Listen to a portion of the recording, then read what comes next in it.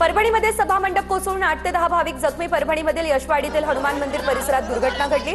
सभा मंडपाचा पिलर आणि छताचा काही भाग कोसळल्याने 8 ते 10 भाविक जखमी, 30 ते 40 भाविक दबल्याची देखील भीती। मान्सूनचा जोर ओसरला, त्यामुळे कोकणातील पाऊस लांबणीवर। 25 जून नंतर कोकणात दमदार पावसाचा हवामान विभागाचा अंदाज। अरबी समुद्रातील मान्सूनचे वारे पुढे खेचणारी सोमाली जेट ही वायू प्रणाली कमकुवत। जून महिना संपत आला तरी सिंधुदुर्ग जिल्ह्यात अपेक्षित पावसाने अद्यापही हजेरी लावलेली नाही। पावसाने पाठ फिरवली, शेतकरी, नागरिक आणि प्रशासनाची चिंता त्यामुळे वाढली। गोंदिया जिल्ह्यात हवामान खात्याचा पावसाचा अंदाज ठरतोय फोल, तर जिल्ह्यामध्ये पावसाचा थेंब नाही। उष्णतेचा तडाखा, तापमान 40 अंशांवर, पावसाची प्रतीक्षा वाढली। धुळे जिल्ह्यातल्या शेतकऱ्यांना आता मान्सूनच्या पावसाची प्रतीक्षा। धुळे तालुक्यातील पावसाअभावी कापसाची वाढ देखील खुंटली। पाऊस नाही, त्यामुळे शेतकरी चिंतेत सापडला। मुंबईला पाणी पुरवठा करणाऱ्या 7 जलाशयांमध्ये केवळ 9.67% पाणीसाठा शिल्लक, तर पाणी कपातीत जुलैच्या पहिल्या आठवड्यापासून दुपटीने वाढ होण्याची चिन्ह। 20 ते 25% पाणी कपात लागू करण्याचे पालिकेचे संकेत। पुण्याच्या आंबेल ओढ्याजवळच्या जलवाहिनी लिकेज, हजारो लिटर पाणी वाया गेलं। पालिका प्रशासनाचे जलवाहिनीच्या दुरुस्तीकडे मात्र दुर्लक्ष।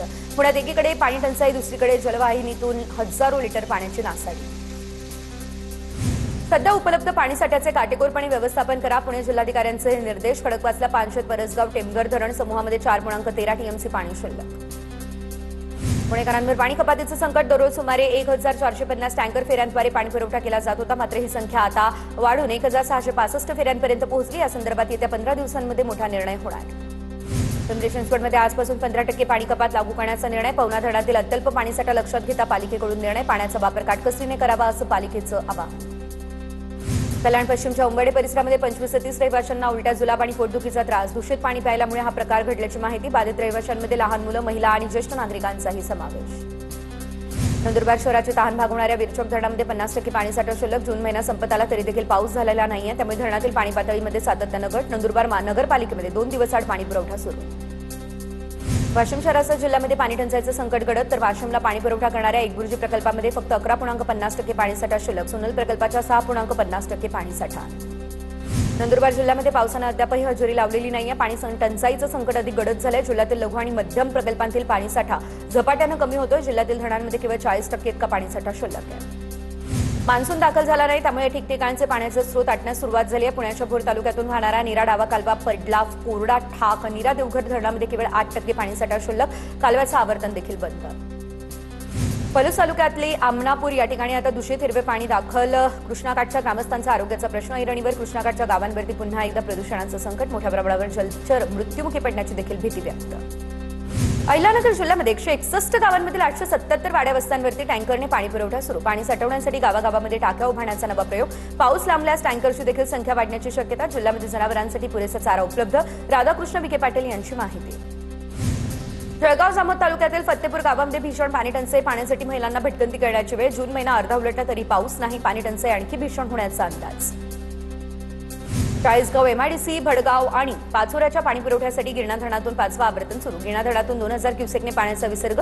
नदीकाठच्या गावांना सतर्कतेचाही इशारा। नाशिकच्या चांदवड नगरपालिका हद्दीतील पाचड वस्तीवरती भीषण पाणी टंचाई। खडकातील झऱ्याच्या पाण्यावरती ग्रामस्थांना तहान भागवण्याची वेळ। 300 ते 400 लोकसंख्या असलेल्या वस्तीला पाणी पुरवठा योजनेचा लाभ नाही। बुलढाणा जिल्ह्यात भीषण पाणी टंचाई। जिल्ह्यातील एकूण जलसाठा अवघ्या 21% पोहोचला। 21% पाणी असताना पेनटाकळी धरणातून शेकडो मोटर पंपांमधून पाणी उपसा सुरू। पाटबंधारे विभागाचं मात्र दुर्लक्ष। जालना जिल्ह्यामध्ये पाण्याअभावी मिरचीचं पीक संकटात। टँकरच्या पाण्यावरती भीषण ही सर्व पिकं जी आहेत ती जगवण्याची शेतकऱ्यांची धडपड। भीषण पाणी टंचाई निर्माण। भोकरदनमधील पारद, रेणुकाई, पिंपळगाव, वडोद, तांगडा या ठिकाणी भीषण वास्तव। टँकरच्या पाण्यासाठी लाखो रुपयांचा खर्च।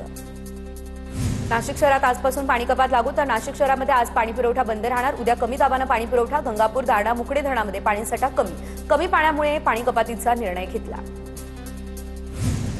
बीडच्या परळी या ठिकाणच्या चांदापूर तलावामध्ये 26% पाणीसाठा शिल्लक, तर मात्र पाऊस न झाल्यानं तलावातील पाणीसाठ्यावर ताण वाढण्याची शक्यता। शेतकऱ्यांनी उपलब्ध पाण्याचा काटकसरीने आणि नियोजनबद्ध वापर करण्याचं आवाहन। हतनूर धरणाच्या पाणी पातळीत गतवर्षाच्या तुलनेत 40% कमी, तर सध्या धरणातील एकूण जलसाठा शिल्लक 47.78 दशलक्ष घनमीटर। पाऊस आणखी लांबणीवर गेल्यास पाणी पातळीमध्ये घट होणार।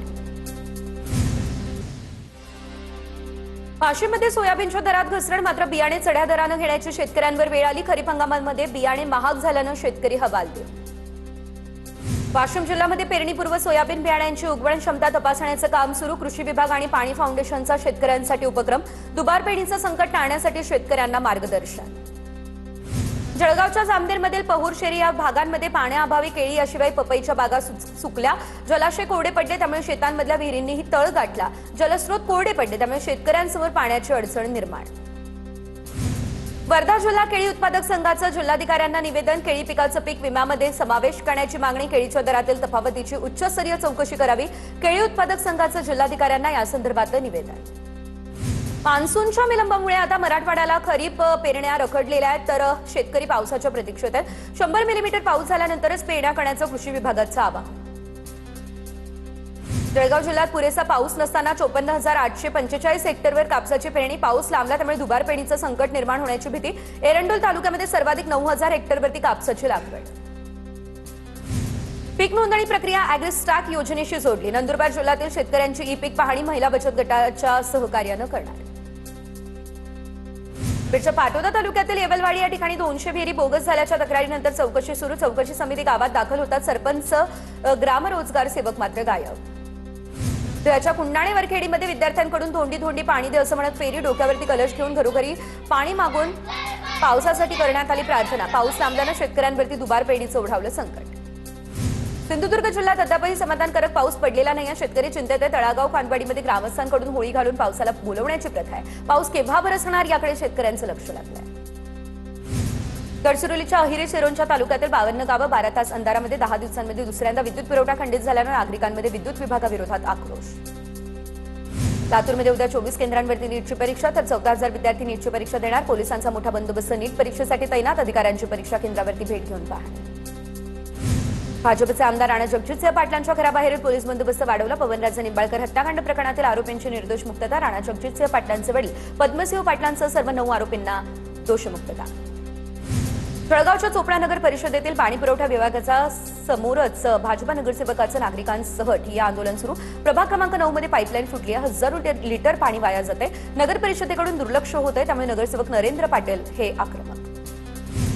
सोलापूरच्या करमाळा या ठिकाणच्या मांगी तलावामध्ये पाणी हळगाव कृषी विद्यालयाला देण्यास शेतकऱ्यांचा विरोध. करमाळा तालुक्यातील मांगी या ठिकाणी या निर्णयाविरोधात सोमवारी रास्ता रोको आंदोलन केलं जाईल. कल्याणमध्ये जमीन रजिस्ट्रेशन घोटाळ्यानं खळबळ. शिंदे गटाचे माजी नगरसेवक यांच्यासह 7 जणांवरती फसवणूक आणि अॅट्रॉसिटीचा गुन्हा दाखल. मेलेल्या 3 व्यक्तींच्या बनावट सह्यांच्या आधारे खरेदीमध्ये केल्याचा गंभीर आरोप. नाशिकच्या चिंचोडी बुद्रुकमध्ये घरफोडी चोरट्यांनी घरातील अंदाजे 1.5 तोळे सोन्याची पोत आणि 18,500 रुपये रोख रक्कम पळवली. पोलिसांकडून चोरट्यांचा शोध घेणं सुरू. गडचिरोली जिल्ह्यामध्ये चक्क व्हीआयपी गाडीमध्ये दारूची अवैध तस्करी. 11 लाख रुपयांच्या दारूसह स्कॉर्पिओला गडचिरोली पोलिसांनी केलं जप्त.